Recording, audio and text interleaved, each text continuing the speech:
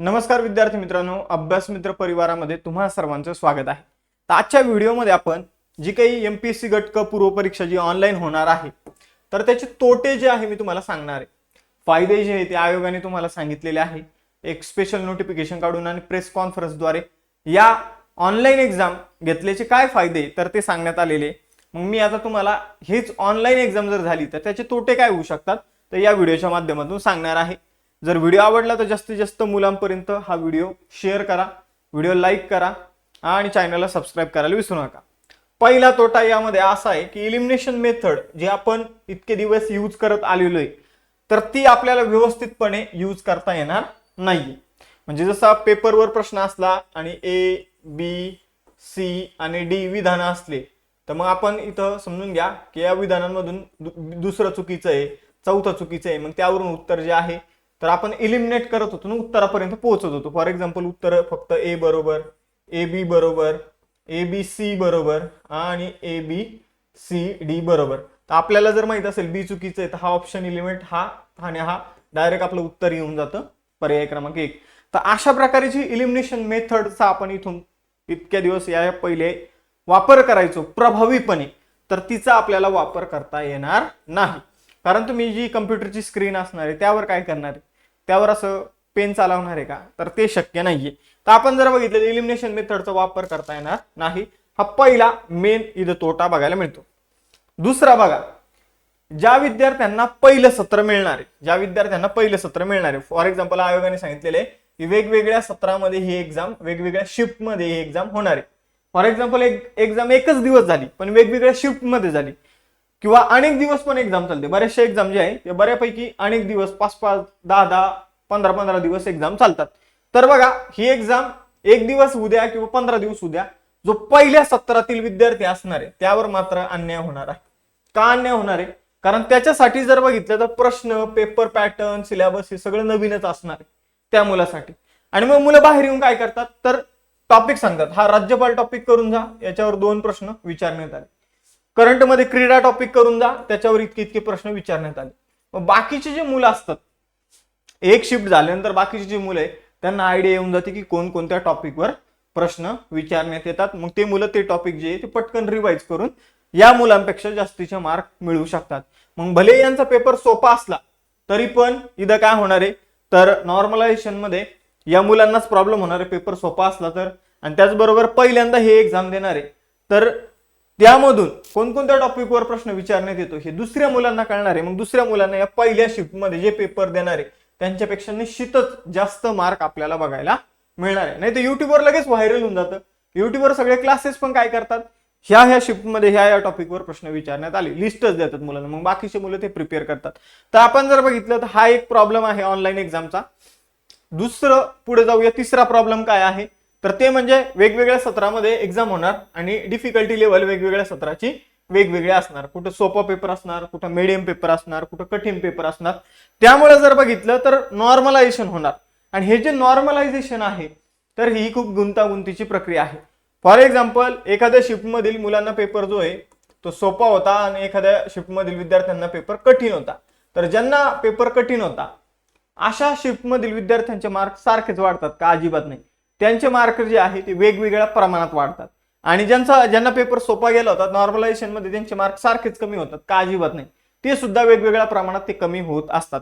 त्यामुळे जर बघितलं तर नॉर्मलायझेशन मध्ये काही मुलांचे मार्क खूपच जास्त कधी कधी वाढून जातात, काही मुलांचे मार्क खूपच कमी होताना आपल्याला खूप जास्त कमी होताना, काही मुलांचे खूप एकदम कमी तेवढेच राहताना, हे सगळे प्रकार जे आहे ते समोर आलेले आहे। मग नॉर्मलायझेशन कितीक मोठी तज्ञ समितीने ते सूत्र ठरवू द्या किंवा कोणत्याही IIT ने सूत्र ठरवू द्या, यामध्ये तुम्हाला हा 100% मुद्दा पेपर झाल्यावर बघायला मिळेल की काही मुलांचे मार्क खूप जास्त वाढलेले आहे आणि त्या शिफ्टमधील इतर विद्यार्थ्यांचे मार्क त्यांच्या तुलनेत वाढलेले नाही। तर हा एक प्रॉब्लेम आहे याचा। पुढे जाऊया, आता ग्रामीण उमेदवार आहे, ग्रामीण भागातील विद्यार्थी घ्या, शहरी भागातील मुलं घ्या, सगळ्यांकडे मोबाईल आहे पण सगळ्यांकडे लॅपटॉप आणि कम्प्युटर नाहीये। मग आता बघा, कम्प्युटर आणि लॅपटॉप हाताळणं, फॉर एक्झाम्पल आपल्याला जर आयोगाने 1 तास वेळ ठेवला, जसा ग्रुप सी ला ऑफलाईन परीक्षेमध्ये 1 तास वेळ असतो तसा 1 तास आपल्याला इथं वेळ ठेवण्यात आला तर आपल्याला प्रॉब्लेम होऊ शकतो। कम्प्युटर आपण जर हाताळत असेल तर आपल्याला काय दररोज आपण कम्प्युटरवर अभ्यास करत नाही किंवा कम्प्युटर दररोज चालवत नाही, आपण लायब्ररीत जाऊन अभ्यास करतो, ठीक आहे. तर मग त्यामुळे काय होऊ शकतं की कम्प्युटर हाताळण्यामध्ये आपल्याला प्रॉब्लेम येऊ शकतो, 100% प्रॉब्लेम येतो. कारण तेवढी स्पीड, फॉर एक्झाम्पल प्रश्न वाचायचा, माऊसने त्याला सिलेक्ट करायचं कोणता आन्सर आहे, त्यानंतर नेक्स्टचं बटन दाबायचं, हे आपल्याला समजण्यासाठी किंवा याच्यामध्ये मास्टर होण्यासाठी वेळ लागतो. काही मुलांना त्यामध्ये स्पीड असेल तर काही मुलांना त्यामध्ये अजिबातच स्पीड नसेल, आणि ज्यांना ती स्पीड नसेल तर त्यांचा इथं लॉस होऊ शकतो. पुढे जाऊया. आता बघा, उत्तर बदलणे आणि वेळ व्यवस्थापन. आता ऑनलाईन मध्ये कसं असतं, फॉर एक्झाम्पल तुम्ही जेवढे उत्तर दिलेले आहे तर ते सबमिट होतात आणि त्यांचा एक कलर चेंज होऊन जातो, आणि बाकी जे सोडवलेले नाही ते तसेच राहतात.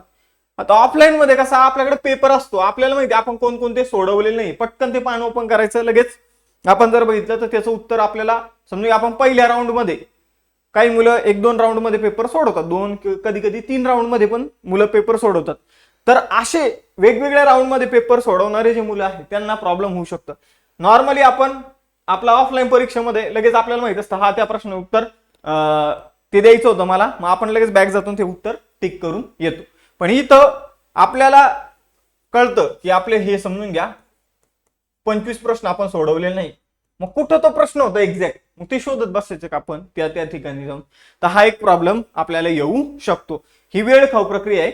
आपल्या हातात पेपर असतो, पटपट पटपट पान उलटलं, त्या प्रश्नावर आलं, इझिली आपल्याला समजून जातं. तर हा एक प्रॉब्लेम आहे. त्यानंतर पुढे जाऊया. आता मॉक टेस्ट.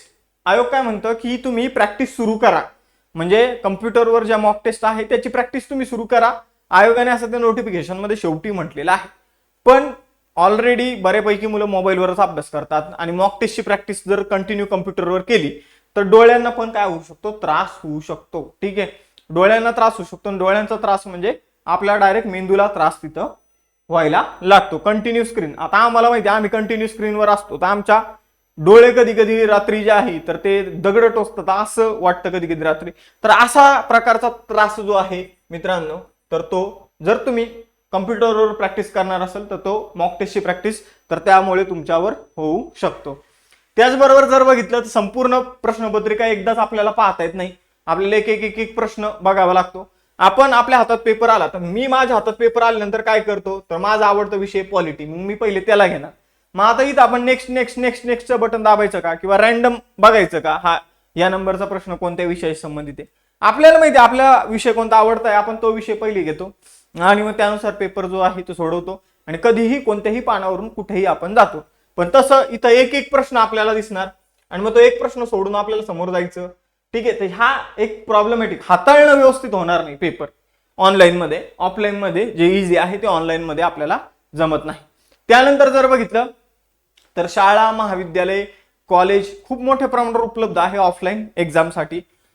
आपल्याला त्यामध्ये एक कारण दिलेलं आहे आयोगाने की हे महाविद्यालय जे आहे तर ते उपलब्ध नाही.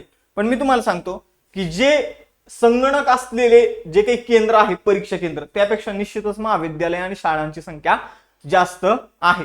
आणि हे ज्या ठिकाणी संगणक असतात आणि ज्या ठिकाणी ती एक्झाम होते, एक्झाम सेंटर जे असतं ते स्पेसिफिकच आहे, त्यांची संख्या खूप जास्त नाहीये. हा पहिला मुद्दा सगळ्यांनी लक्षात घ्यायचा आहे.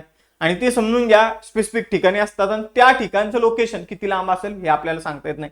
जसं की आता एक्झाम सेंटर जे आहे ते आपल्याला कधी कधी जवळच्या महाविद्यालयात लागून जातं, तर त्याचा आपल्याला फायदा होतो. पण कधी कधी दूरवर ते सेंटर आपल्याला बघायला मिळतं, तर तेव्हा आपल्याला किती मोठा प्रॉब्लेम होतो हे आपल्याला माहिती आहे.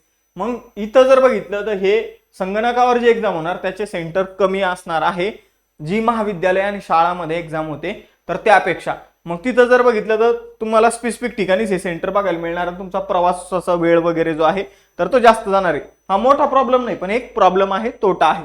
त्यानंतर जर बघितलं तांत्रिक बिघाड. तांत्रिक बिघाड होतात, असं नाही की परीक्षा एकदम स्मूथ मध्ये चालणार, टेक्निकल इश्यू येणार नाही. जर कम्प्युटर आहे, जर सिस्टीम आहे तर टेक्निकल इश्यू पण आहे. आपण जर बघितलं टेक्निकल इश्यू काय काय येत असतात, तर टेक्निकल इश्यू जर बघितलं संगणक बिघाड होऊ शकतो, वीज पुरवठा किंवा त्यांचं जनरेटर काय ते बॅकअप सिस्टम आहे ते कधी कधी खराब होऊ शकतं, सर्व्हर डाऊन हा एक मेजर इश्यू आहे, इंटरनेटची समस्या देखील होऊ शकते. तर हे इश्यू होऊ शकतात आणि त्याचा ज्या विद्यार्थ्यांसोबत ह्या गोष्टी होतील ते विद्यार्थी त्या पॉइंटला डिप्रेशन मध्ये पण जाऊ शकतात. एवढा मोठा हा प्रॉब्लेम आहे. सगळे पेपर लिहित आहे आणि माझंच कम्प्युटर खराब झालं आणि माझंच कम्प्युटर बंद पडलं हा खूप मोठं टेन्शन येतं त्यावेळी. एक्सपिरियन्स होऊ शकतो काही मुलांना या गोष्टीचा आणि त्याचा परिणाम जो आहे तो त्यांच्या मार्कांवर आपल्याला बघायला मिळू शकतो. थोडं जरी मी म्हणतो 1-2 मिनिटासाठी जरी ही गोष्ट झाली तरी पण माणसावर दडपण येऊ शकतं. पुढे जाऊया OMR शीट. तर OMR शीट आपल्याकडे नसणार आहे. आपण कसं ऑफलाईन पेपर झाला OMR शीट आणली घरी, लगेच चेक केलं हा कोणतं बरोबर आहे काय बरोबर आहे, आपल्याला माहिती आहे की आपले एवढे एवढे मार्क येणार. आयोगाच्या आन्सर कीनुसार आपल्याला कळून जातं. आयोग जेव्हा उत्तर देतो तर तेव्हा आपले फिक्स असतात की आपल्याला एवढे एवढे मार्क येणार, आपल्याला अगोदरचा अंदाज येऊन जातो. इथं OMR शीट वगैरे असं कोणतं काही सिस्टम नाहीये. जेव्हा ती रिस्पॉन्स शीट वगैरे येते तर तेव्हा आपल्याला समजतं की हा बाबा हे आयोगाचा आन्सर आहे आणि मग त्यानुसार पुढील प्रक्रिया चालू होते. पण OMR शीट आपल्याला मिळते, नंतर आन्सर की येते, ही प्रक्रिया जी आहे ती इझी आहे. ती रिस्पॉन्स शीट वगैरे येणार ठीक आहे, तर ते एक प्रक्रिया जी ती वेगळी आहे. तर ही इझी प्रक्रिया आहे, आपल्याला आपला स्कोर कळून जातो, पुढे काय करायचं ते पण समजून जातं. त्यानंतर ती रिस्पॉन्स शीट येणार, त्यानंतर ते नॉर्मलायझेशन होणार आणि त्यानंतर मार्क. मग त्यामुळे जर बघितलं तर ज्याला जास्त मार्क आहे त्याचे मार्क कमी होणार, ज्याला कमी मार्क आहे त्याचे खूपच वाढणार. जोपर्यंत रिझल्ट येत नाही त्या दिवसापर्यंत मुलं व्हेंटिलेटरवर असतील. म्हणजे त्या दिवशीच त्यांना समजा की बाबा आपण पास आहे की नापास आहे. तुम्ही भले आउट ऑफ मार्क जरी पडले तर तुम्ही कन्फर्म सांगू शकत नाही की मी पास आहे, कारण तुमचे मार्क कमी पण होऊ शकतात. तर त्यामुळे जर बघितलं हे OMR शीटवालं सिस्टम जे आहे तर ते बेस्ट होतं आणि विदाऊट नॉर्मलायझेशन सिस्टम जे आहे ते बेस्ट होतं, हे मी तुम्हाला सांगतो. अशा प्रकारे मित्रांनो हे होते तोटे. आता तोटे आपण अभ्यासले, त्याचबरोबर परीक्षा जी आहे तर ती ऑफलाईन घेण्यासाठी पण आपण प्रयत्न करतोय. पण या काळात अभ्यास नाही थांबला पाहिजे आणि त्यासाठी पण आम्ही काम करतोय की फक्त 499 रुपयामध्ये परीक्षेपर्यंत आपण विद्यार्थ्यांना शिकवतोय आणि ती बॅच आहे विजेता बॅच. सर्व GS चे विषय जे ते आपण या बॅच मध्ये कव्हर करतोय.